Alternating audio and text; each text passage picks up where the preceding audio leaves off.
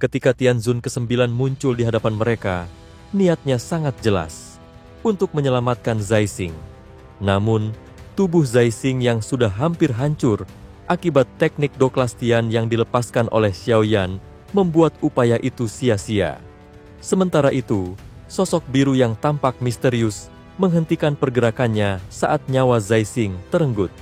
Pandangannya yang tajam menatap bola cahaya hitam yang memudar sebelum beralih ke Xiaoyan yang berada di dalamnya. Pria tua berjubah biru itu mengamati dengan seksama. Rambut dan alisnya yang memudar biru tampak samar. Namun, mata yang memancarkan afinitas air itu memancarkan aura yang sangat kuat, cukup untuk membuat siapapun yang menatapnya merasa bingung. Walaupun penampilannya tampak biasa, kekuatan yang tersembunyi di balik sosoknya jauh dari biasa, bahkan sebanding dengan naga Void Konuhai King yang pernah ditemui Xiaoyan. Namun, di balik pandangan tajam pria tua tersebut, ada keraguan yang mencuat. Ia tidak bisa mempercayai bahwa garis darah klan Xiao yang sudah lama dianggap sampah masih memiliki potensi untuk menghasilkan sosok sehebat Xiaoyan. Baginya, kemungkinan besar klan ini tidak akan pernah mampu menciptakan orang lain yang sekuat dia. Xiaoyan mendengarkan tanpa berkata-kata, merasa bingung namun tak terpengaruh. Tidak ada yang bisa membuktikan bahwa garis darah klan Xiao memberinya kekuatan besar. Apa yang telah dicapainya sejauh ini hanyalah hasil kerja kerasnya dan kemampuannya dalam menguasai teknik api surgawi. Tianzun ke-9 hanya tersenyum tipis mendengar pemikiran itu. Sementara di sisi lain, tubuh Zaising yang kini hanya menyisakan bagian atasnya terlihat begitu rapuh. Tanpa ekspresi yang berubah, Tianzun ke-9 mengangkat tangannya, menyelimuti tubuh Zaising yang hampir mati dengan energi biru yang memancar kuat. Sebuah kristal terbentuk, menutup sisa tubuh Zaising yang segera hancur menjadi serpihan-serpihan kecil dan akhirnya hilang menjadi debu. Meskipun Zaising telah gagal dalam berbagai misi dan jelas pantas dihukum mati, Tianzun ke-9 merasa bahwa tak seharusnya Xiaoyan yang menjadi pelakunya. Oleh karena itu, ia berpikir bahwa Xiaoyan perlu menanggung akibat dari kematian itu. Namun, pernyataan itu tak membuat Xiaoyan terganggu. Dia hanya tertawa dengan dingin, sementara doki di dalam tubuhnya semakin bergelora. Api surgawi mulai terkumpul, dan dirinya bersiap melawan dengan segala kekuatan yang ada. Tianzun ke-9, meskipun tenang, sangat mengetahui betapa kuatnya teknik yang dimiliki Xiaoyan, terutama lotus api yang bahkan bisa sebanding dengan Doklastian. Namun, ia yakin bahwa Xiaoyan tak akan punya kesempatan untuk menggunakannya di hadapannya. Tianzun ke-9 memandangnya dengan keyakinan bahwa misinya adalah membawa Xiaoyan kembali, hidup atau hampir mati. Xiaoyan menyipitkan matanya, merasakan ancaman yang begitu besar dari lawannya. Ia tak berniat untuk menyerah begitu saja. Dengan secepat kilat, sayap tulang merah hijau yang besar muncul dari punggungnya. Ia mundur dengan kecepatan luar biasa. Tubuhnya menciptakan bayangan-bayangan di udara, menghilang dengan begitu cepat dari pandangan biasa. Namun, Tianzun ke-9 hanya menggelengkan kepala. Ruang di sekelilingnya mulai distorsi, dan dalam sekejap, ia muncul hanya 2 kaki di depan Xiaoyan. Dengan gerakan cepat, Tianzun ke-9 mengangkat tangannya dan mengumpulkan energi air yang kuat bercampur dengan aura gelap yang menakutkan, lalu melancarkan serangan secepat kilat. Xiaoyan segera merasakan ancaman tersebut dan mengumpulkan api ungu coklat yang terbentuk di tangannya, lalu membentuk naga api yang melingkar dan menyerang dengan dahsyat. Saat keduanya bertabrakan, tak ada suara ledakan, hanya asap putih yang membumbung akibat interaksi panas dan kegelapan. Namun, benturan itu segera berakhir dengan suara keras saat tubuh Xiaoyan terhempas jauh dan menghantam dinding gunung yang keras hingga menciptakan retakan besar. Darah mengalir dari mulutnya, dan ia menatap Tianzun ke-9 yang melayang di udara dengan ekspresi suram. Meskipun ia mampu menghadapi Zai Xing, dengan kekuatan pria ini di depannya, Xiaoyan merasa tak memiliki kekuatan untuk bertahan. Tianzun ke-9 mulai turun perlahan, tangannya terulur ke arah bahu Xiaoyan, seolah berniat untuk membawa Xiaoyan pergi. Namun, meski tubuhnya hampir kehabisan tenaga, Xiaoyan masih dipenuhi tekad untuk melawan. Ia mulai mengumpulkan kekuatan terakhirnya, siap untuk bertaruh nyawanya demi perlawanan terakhir. Namun, tiba-tiba sebuah tangan lain meraih tangan Tianzun ke-9 dari belakang. Suara tua yang penuh wibawa bergema, mengumumkan bahwa hanya Tianzun ke-9 saja yang takkan cukup untuk membawa Xiaoyan pergi. Ekspresi Tianzun ke-9 berubah sedikit. Ia merasakan doqi yang mengalir dalam tubuhnya menjadi lamban, dan kabut yang biasanya diserap oleh tetesan hujan menghilang begitu saja. Kejadian ini mengejutkannya, dan dengan cepat ia mengangkat kepalanya, matanya menatap sosok tua yang melayang di udara. Wajah itu begitu familiar, Yao Chen. Namun kali ini bukan ilusi. Yao Chen kini berdiri dengan tubuh nyata, dan aura mengerikan yang terpancar darinya membuat Tianzun ke-9 merasa ketakutan yang dalam. Di sisi lain, Xiaoyan merasakan harapan yang tak terhingga. Melihat gurunya yang kini telah pulih sepenuhnya, semangatnya kembali menyala. Aura Yao Lao yang begitu kuat bahkan lebih menakutkan daripada Tianzun ke-9. Dan Hai King membuat Xiaoyan yakin bahwa kemenangan kini ada di tangan mereka. Namun, Tianzun ke-9 yang tak terima begitu saja, segera mengumpulkan energi biru di sekelilingnya dan membentuk binatang raksasa yang melesat ke arah Yao Chen, siap bertempur sampai titik darah penghabisan. Yao Lao tetap tenang meskipun diserang. Dengan satu kepalan tangan, ruang di sekitarnya mulai runtuh, menghancurkan makhluk raksasa itu hingga lenyap tanpa jejak. Setelah menghancurkan serangan musuhnya, Yao Lao segera membalas dengan mengayunkan telapak tangannya. Seketika, energi di seluruh tempat itu bergolak, membentuk tangan spasial besar yang mengarah langsung ke arah Tianzun ke-9. Tianzun ke-9 merasakan ancaman luar biasa dari serangan itu, dan dengan cepat membentuk segel tangan, mengumpulkan energi dingin di sekelilingnya. Sebuah penghalang air biru raksasa terbentuk untuk menahan serangan tersebut. Namun tangan spasial Yao Lao dengan mudah menghancurkan penghalang itu, menciptakan ledakan besar yang mengguncang seluruh wilayah. Pepohonan di sekitar hancur akibat derasnya hujan yang turun setelah penghalang itu meledak. Tianzun ke-9 terhuyung ke belakang sejauh 100 meter. Darah segar keluar dari tenggorokannya, menandakan bahwa ia terluka parah setelah pertukaran pertama dengan Yao Lao.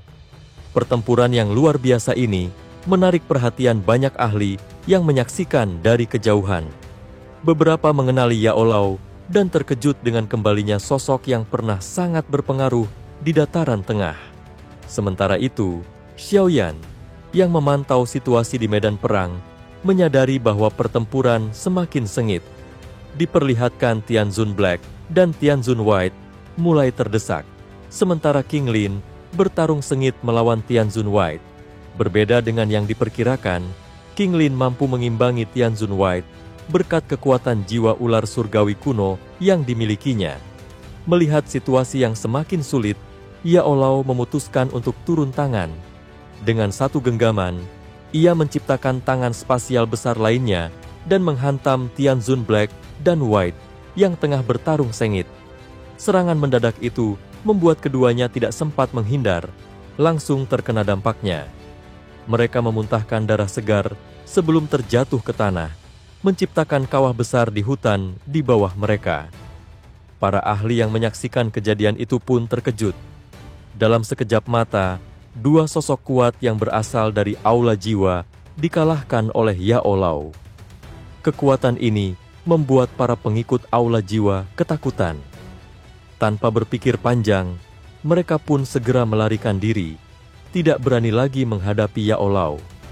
Namun, Tianzun ke-9 yang enggan menerima kekalahan, menyadari bahwa Yao Lao baru saja memulihkan kekuatannya.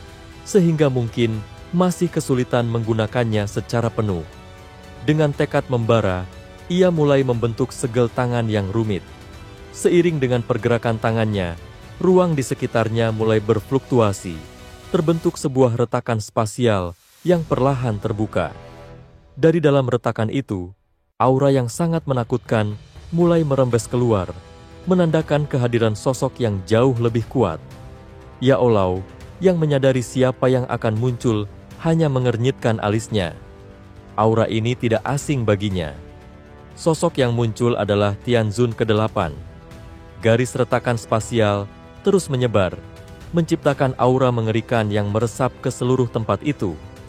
Sosok putih perlahan melangkah keluar dari angkasa dan akhirnya muncul di hadapan banyak mata. Ia memiliki wajah tua dengan rambut serta mata sepenuhnya putih, memberikan kesan dingin yang menusuk. Meskipun Tianzun ke-8 tampak terkejut saat melihat Yaolau, ia segera sadar akan kenyataan yang tak terduga. Tianzun ke-8 merenung, mengingat pertarungan masa lalunya yang berakhir dengan kekalahan di tangan Yaolau. Kini, kesempatan untuk membalas kekalahan itu telah tiba, dan ia memutuskan untuk bekerja sama dengan Tianzun ke-9. Sementara itu, Xiaoyan yang mengamati dari puncak gunung mengerutkan kening. Ia menyadari bahwa hujan yang mulai turun mengandung energi afinitas air yang sangat padat dan memiliki sifat erosi luar biasa. Jika hujan ini ditembakkan dengan kecepatan tinggi, bahkan seorang ahli tingkat tinggi pun akan kesulitan bertahan. Melihat fenomena ini, Xiaoyan semakin memahami betapa besar perbedaan kekuatan antar tingkatan dalam kelas Tianzun. Namun, Yaolau tetap tenang dan tak tergoyahkan, berdiri di udara dengan sikap santai. Setiap rintik hujan yang jatuh dalam jarak 1000 kaki darinya segera meledak sebelum mencapai tubuhnya. Di sisi lain, Tianzun ke-9 mulai membentuk segel dengan tangannya, menyebabkan tetesan hujan berkumpul cepat dan membentuk bola hujan raksasa berwarna biru. Tianzun ke-8 kemudian menambahkan elemen es ke dalam bola hujan, mengubahnya menjadi bola es besar yang memancarkan energi destruktif. Para ahli yang menyaksikan dari kejauhan mulai menyadari bahaya besar yang mengancam. Bola es ini memiliki energi yang cukup untuk menghancurkan seluruh jajaran pegunungan. Bahkan para murid dari Falling Star Pavilion mulai merasa cemas, menyadari bahwa mereka hanya bisa bergantung pada Yaolau untuk menghadapi ancaman besar ini. Ketika bola es raksasa melesat dengan kecepatan luar biasa ke arah Yaolau, ruang di sekitarnya retak, menciptakan garis hitam spasial yang tampak mengerikan. Para ahli yang melihat kejadian ini segera berusaha melarikan diri.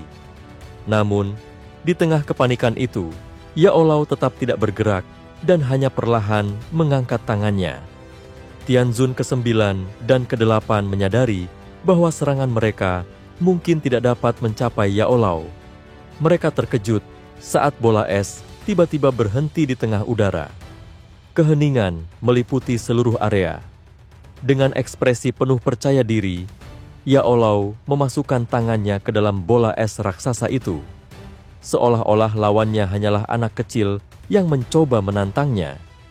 Dalam momen yang mengejutkan, Yaolau mengungkapkan sebuah kenyataan yang mengubah segalanya bagi semua orang yang menyaksikan. Yaolau dengan tenang menyatakan bahwa meskipun ia tidak dapat sepenuhnya melepaskan kekuatannya saat ini, kekuatan Banseng saja sudah lebih dari cukup untuk menghadapi kalian. Kata-kata tersebut bergema bagaikan petir di telinga Tianzun ke-9 dan Tianzun ke-8. Pada saat itu, seakan energi dalam tubuh mereka berhenti berputar.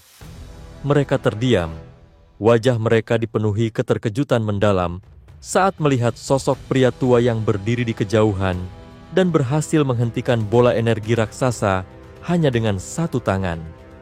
Bagi orang biasa, istilah Banseng mungkin terdengar asing, tetapi bagi mereka yang berada di puncak kelas Dozun, istilah ini sangat penting. Banseng adalah langkah pertama yang sangat sulit untuk dicapai sebelum seseorang dapat memasuki level Doseng yang lebih tinggi.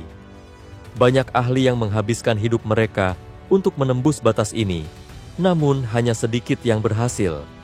Di dunia ini, di mana Dozun dianggap sebagai puncak tertinggi, Banseng adalah tahap pertama menuju puncak yang lebih tinggi.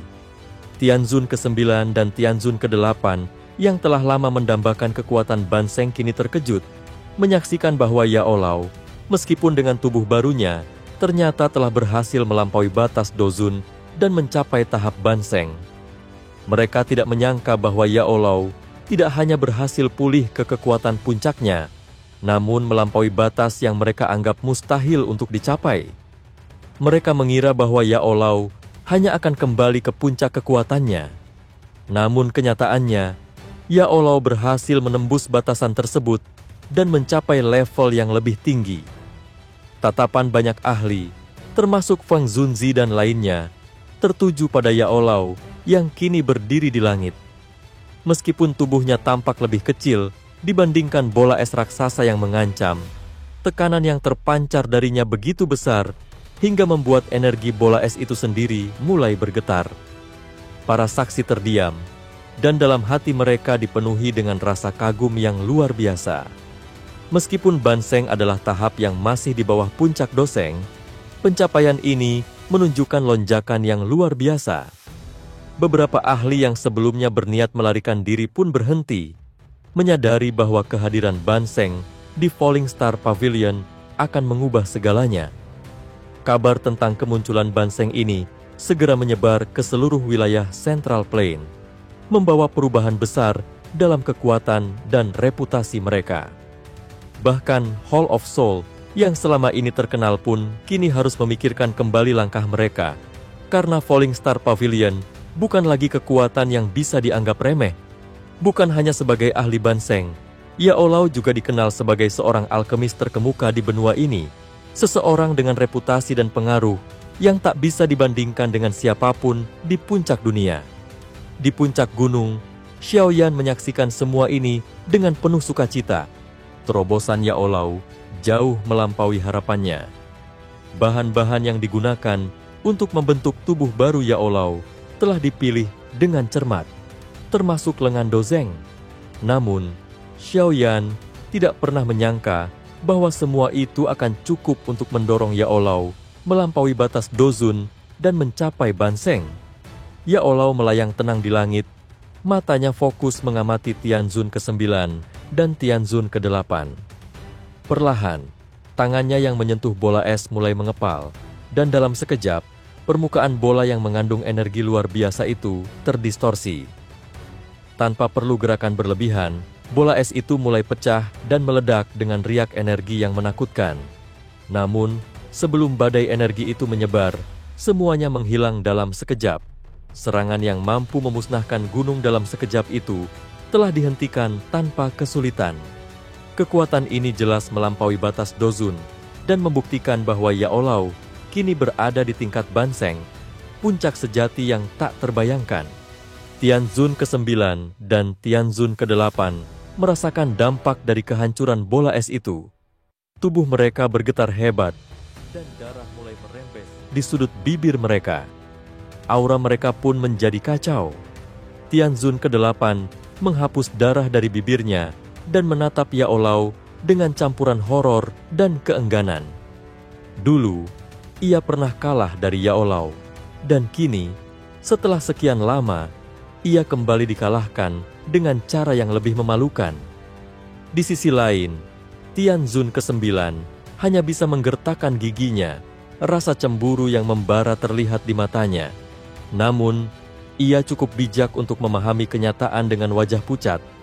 Ia sadar bahwa misi hari itu telah gagal total. Jika Yao Lao masih berada di puncak Dozun, mereka mungkin masih memiliki kesempatan. Namun sekarang, Yao Lao telah melampaui batas itu dan mencapai tingkat yang selama ini dianggap mustahil. Kekuatan Banseng terlalu besar, dan kini jarak antara mereka dan Yao Lao telah menjadi sesuatu yang mustahil untuk diseberangi. Kemunculan Yao Lao mengguncang langit. Dia telah menerobos ke tingkat Banseng, sebuah kekuatan yang tidak bisa ditangani dengan mudah. Tianzun ke-8 dan ke-9, meskipun bersatu, segera menyadari bahwa mereka tidak mampu melawannya. Kekuatan Ban Sheng jauh melampaui batas mereka. Tianzun ke-9 menarik napas dalam, lalu dengan suara tegas memberi perintah kepada Tianzun ke-8 untuk segera pergi. Namun, mendengar itu, ekspresi Tianzun ke-8 dipenuhi keengganan. Tinju yang digenggamnya semakin erat, mencerminkan keraguannya. Meski demikian, dia akhirnya mengangguk dan segera bertindak. Dalam satu gerakan cepat, Tianzun ke-8 merobek ruang di sekelilingnya, menciptakan garis retakan spasial. Tubuh mereka melesat ke dalamnya, berusaha melarikan diri dari Yao Lao, yang kini berada di puncak kekuatan. Namun, dari kejauhan, Yao Lao hanya tersenyum tipis. Tanpa ragu, dia mengulurkan tangannya dan mengepalkan telapaknya ke arah retakan spasial tersebut. Seketika, kekuatan menakutkan mengoyak ruang dan menghantam garis retakan dengan dahsyat. Suara benturan teredam terdengar, disusul semburan darah segar yang menyembur dari dalam celah. Dua sosok yang tengah melarikan diri memuntahkan darah.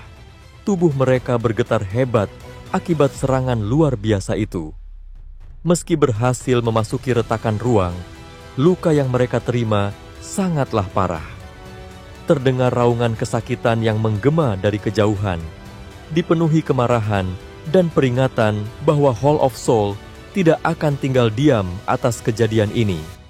Di tengah gema raungan tersebut, garis retakan spasial perlahan menghilang, membawa serta dua Tianzun yang terluka parah. Sementara itu, Yao Lao tetap berdiri tegak di tempatnya, tersenyum kecil tanpa menunjukkan sedikit pun kekhawatiran. Kini, setelah mencapai tahap Ban Sheng, dia telah berdiri di puncak dunia. Gelar Yao Zunzi yang dulu disandangnya terasa tak lagi cukup untuk menggambarkan kekuatannya.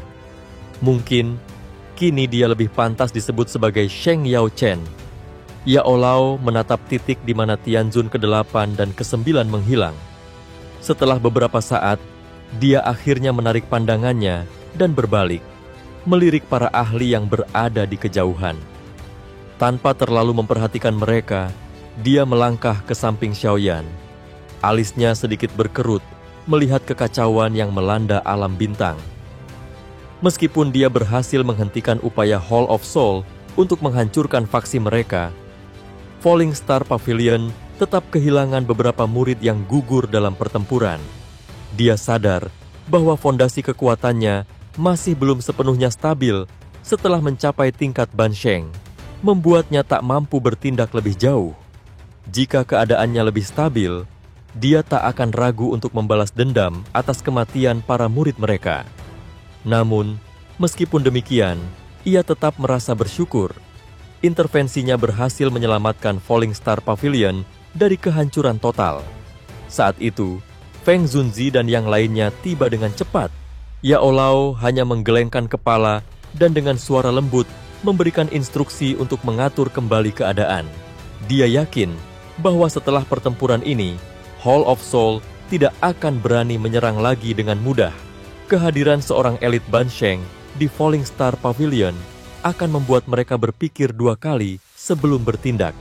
Feng Zunzi menyadari hal ini.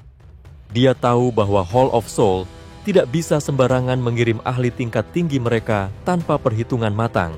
Selain itu, banyak mata-mata dari berbagai faksi telah menyaksikan peristiwa ini. Berita mengenai kemunculan seorang Ban Sheng dari Falling Star Pavilion pasti akan segera tersebar ke seluruh dataran tengah. Hal ini bisa menjadi keuntungan besar. Selain sebagai seorang Ban Sheng, Yao Lao juga dikenal sebagai alkemis terhebat di benua itu. Dengan reputasi semacam ini, ada kemungkinan beberapa ahli lama yang memiliki hubungan dengan mereka akan tertarik untuk bergabung dengan Falling Star Pavilion. Setelah pertempuran berakhir, Falling Star Pavilion perlahan kembali tenang. Namun, dalam beberapa hari berikutnya, dataran tengah gempar oleh berita tentang kemunculan seorang Ban Sheng dari Falling Star Pavilion. Semua orang memahami bahwa keberadaan seorang elit Ban Sheng adalah sesuatu yang sangat langka. Bahkan Pil Tower pun tidak memilikinya secara terbuka. Dengan cepat, reputasi Falling Star Pavilion meroket. Terlebih lagi, Ban Sheng yang mereka miliki bukan sekadar ahli biasa. Dia juga merupakan alkemis terhebat di benua itu. Seiring dengan meningkatnya reputasi Falling Star Pavilion, sekte itu tiba-tiba menjadi pusat perhatian bagi berbagai faksi dan individu kuat yang ingin menjalin hubungan. Para pemimpin kelompok serta ahli senior yang sebelumnya tidak menunjukkan ketertarikan kini mulai berdatangan. Situasi ini sangat kontras dengan masa lalu, ketika pavilion tersebut jarang dikunjungi dan kurang diperhitungkan dalam dunia kultivasi. Beberapa tokoh yang memiliki hubungan lama dengan Yao Lao dan Feng Zunzi akhirnya menerima undangan untuk menjadi elder tamu, memperkuat fondasi sekte itu. Namun, di tengah hiruk-pikuk interaksi politik dan diplomasi ini, Xiaoyan tetap memilih untuk menjauh. Ia lebih suka mengasingkan diri di menara batu di pegunungan belakang, berkonsentrasi penuh pada kultivasinya. Meskipun kekuatannya sudah luar biasa untuk usianya, ia sadar bahwa ancaman Hall of Soul terus membayangi, dan itu mendorongnya untuk tidak berhenti berlatih. Beberapa waktu kemudian, saat sedang bermeditasi di atas platform batu, Xiaoyan perlahan membuka matanya, merasakan peningkatan besar dalam energi Douqi yang mengalir di tubuhnya. Saat ia masih tenggelam dalam pemikirannya, suara familiar tiba-tiba terdengar dari belakangnya. Yao Lao datang berkunjung. Setelah berbincang mengenai berbagai hal, Yao Lao tiba-tiba mengingat sesuatu dan memberitahu Xiaoyan bahwa seseorang telah mencarinya. Nama yang disebutkan membuat Xiaoyan sedikit terkejut. Nalan Yanran. Xiaoyan terdiam sejenak, menyadari bahwa kedatangan wanita itu pasti membawa sebuah alasan penting. Dugaan pertamanya mengarah pada kemungkinan bahwa sesuatu telah terjadi pada Yun Yun, mantan pemimpin sekte Misty Cloud dan gurunya. Sementara itu, di dalam aula utama Falling Star Pavilion, Nalan Yanran duduk dengan tenang, meskipun ada sedikit kegelisahan yang tampak di wajahnya. Pakaian hijau pucat membalut tubuhnya yang anggun, tetapi di balik penampilan yang tetap mempesona, kelelahan jelas terpancar di matanya. Ia bukan lagi gadis yang sama seperti dulu. Keangkuhan yang pernah dimilikinya kini telah menghilang. Selama bertahun-tahun, ia hanya bisa mendengar rumor tentang Xiaoyan dan sepak terjangnya di dataran tengah. Tak ada yang menyangka bahwa bocah yang dulu diremehkan akan menjadi salah satu ahli yang paling diperhitungkan. Pintu aula perlahan terbuka. Seorang pemuda melangkah masuk dengan langkah tenang. Tatapan Nalan Yanran segera tertuju padanya, dan dalam sekejap, berbagai emosi rumit memenuhi matanya.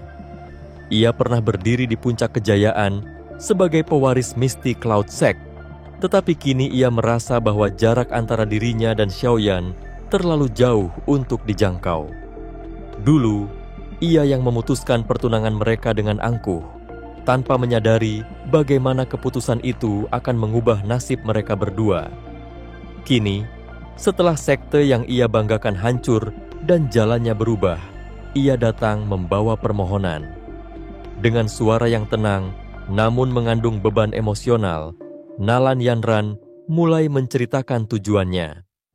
Setelah meninggalkan Kekaisaran Jiama, ia dan Yun Yun memilih bergabung dengan sekte Seribu Bunga, sekte yang hanya menerima murid perempuan dan lebih memilih hidup dalam ketenangan daripada terlibat dalam intrik dunia luar. Yun Yun, yang lebih suka menjalani kehidupan sederhana, menjadi elder tamu di sana. Namun, ketenangan mereka terusik ketika seorang wanita tua bernama Nenek Hua, yang tinggal dalam pengasingan di gunung dekat sekte mereka, tiba-tiba muncul dalam hidup mereka. Meski awalnya tertutup, Yun Yun dengan sabar mendekati wanita tua itu, mengirimkan makanan dan bantuan selama 2 tahun. Akhirnya, Nenek Hua menerima Yun Yun dan sekte sebagai tempat tinggalnya.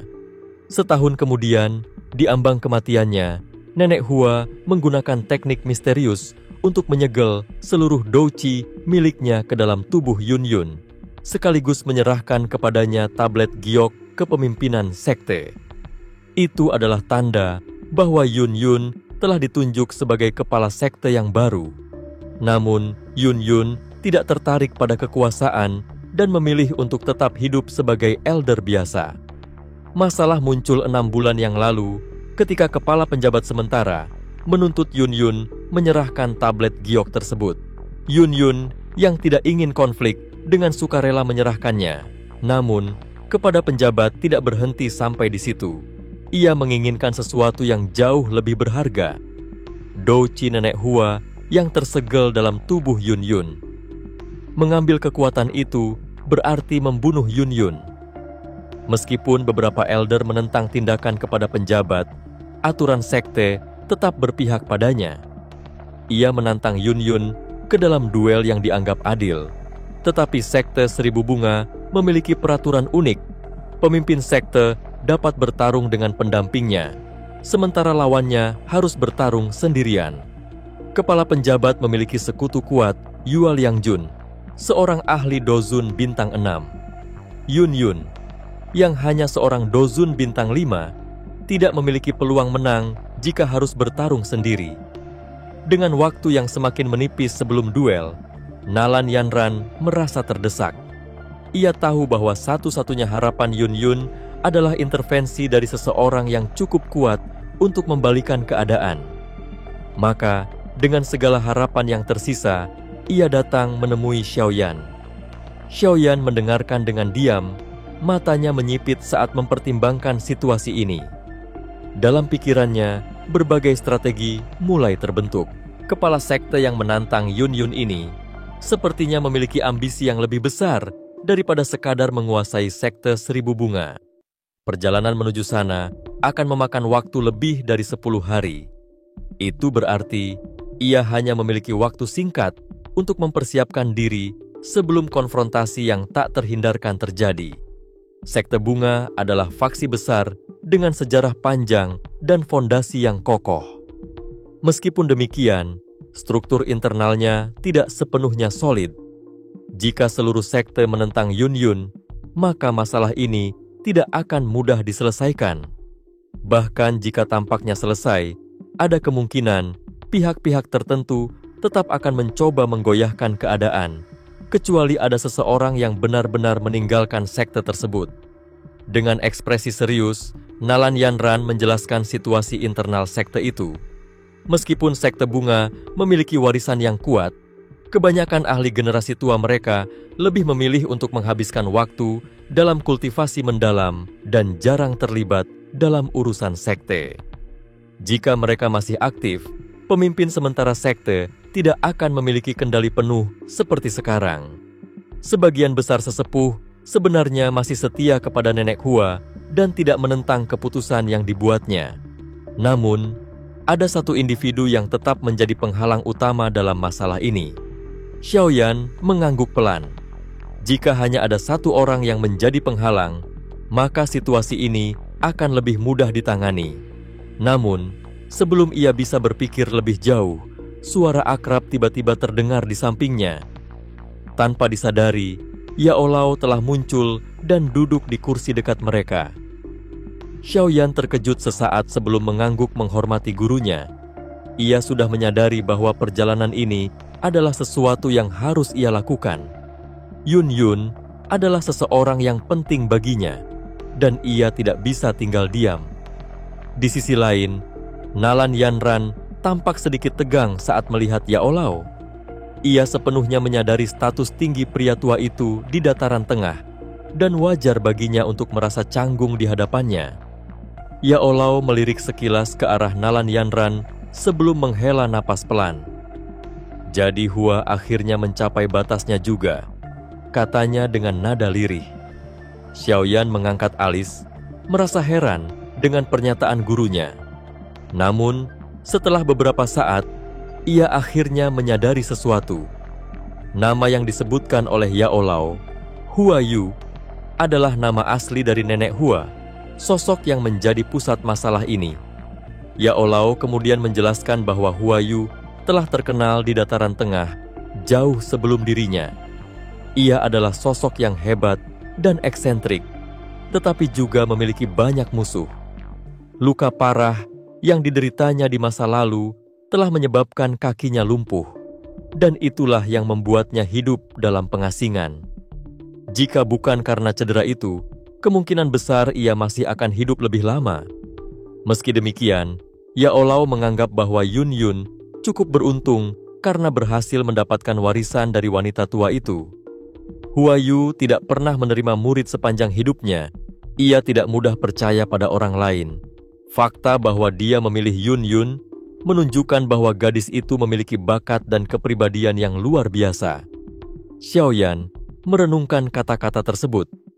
Jika Yun Yun benar-benar menjadi murid terakhir Huayu, maka posisinya dalam sekte bisa jauh lebih kuat daripada yang ia bayangkan. Mengenai kekuatan sekte bunga, Yao Lao menjelaskan bahwa pemimpin sementaranya bukanlah ancaman terbesar yang harus dikhawatirkan. Ada individu lain di dalam sekte yang jauh lebih kuat dan berbahaya. Jika kau menghadapi situasi yang tidak bisa kau tangani, gunakan ini, kata Yao Lao sambil meletakkan tablet giok di hadapan Xiaoyan. Xiaoyan mengambil tablet itu dan segera merasakan energi spasial yang kuat mengalir di dalamnya. Jika kau menghancurkan tablet ini, aku akan segera datang. Beberapa sesepuh sekte bunga masih memiliki hubungan baik denganku di masa lalu. Menyebut namaku mungkin bisa mencegah mereka bertindak gegabah. Xiaoyan menatap tablet giok itu sejenak sebelum mengangguk, menerima benda itu dengan penuh rasa hormat. Setelah mempertimbangkan semuanya, ia memutuskan untuk melakukan perjalanan ini bersama King Lin, Tian Hou Zunzi, dan Xiao Yisan masih dalam masa kultivasi, dan mengganggu mereka saat ini bukanlah pilihan yang bijak. Meskipun King Lin hanya seorang dozun bintang 1, ia memiliki kemampuan untuk memanggil roh ular kuno yang cukup kuat untuk menghadapi seorang elit dozun bintang 7. Dengan kepercayaan diri ini, Xiaoyan merasa yakin bahwa mereka bisa menangani masalah di sekte bunga. Yao Lao menyetujui keputusan tersebut. Tian Hou Zunzi harus tetap di sini. Aku masih mencari cara untuk membantunya memulihkan kekuatan puncaknya. Sementara itu, Xiao Yisan masih dalam proses menyelaraskan racun tubuhnya dengan pil yang kau berikan. Jika segalanya berjalan baik, saat kau kembali, mereka berdua akan mengalami peningkatan kekuatan yang signifikan. Xiaoyan mendengar hal itu dengan senyum tipis. Itu berarti, sekembalinya nanti, sekutunya akan menjadi jauh lebih kuat.